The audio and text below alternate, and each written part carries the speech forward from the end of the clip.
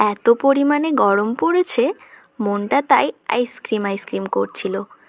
তা ভেবে দেখলাম ঘরে কিছু জিনিস আছে, তাহলে আইসক্রিমটা বানিয়েই ফেলা যাক। ঘরে পাকা কলা ছিল, সেইগুলো দিয়ে আমি পাকা কলাগুলো কেটে মিক্সারের মধ্যে দিয়ে দিলাম। এরপরে হ্যাপি বিস্কুটগুলো ভেঙে মিক্সারে দিলাম। কাজু কিশমিশ, এই কাজু বাদাম কিছুটা মিক্সারে দিলাম, কিছুটা রেখে দিলাম, পরে ব্যবহার করব। কিশমিশও দিয়ে দিলাম, কিছুটা রেখে দিলাম। গুঁড়ো দুধও ব্যবহার করলাম এই মিক্সারের মধ্যে। আর এর সাথে আখের গুড়, পরিমাণ মতো চিনি, যাতে মিষ্টিটা ঠিকঠাকভাবে হয় ওই জন্য দিয়ে দিলাম। এরপরে আগের থেকে জ্বালিয়ে রাখা দুধ, ঘন করে জাল দেওয়া যে দুধ, সেই দুধ মিক্সারের মধ্যে দিয়ে দিলাম।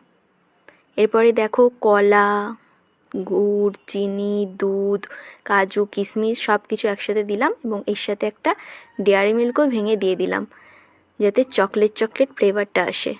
এরপরে ওটাকে ভালো করে ব্লেন্ড করে নিলাম।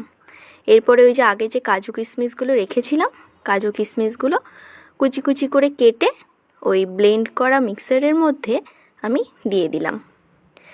এবার কফি খাওয়ার যে কাপ ছিল, কফি খাওয়ার কাপের মধ্যে আমি এইগুলোকে ঢেলে দিলাম। ঢেলে দিয়ে ঢাকনা আটকে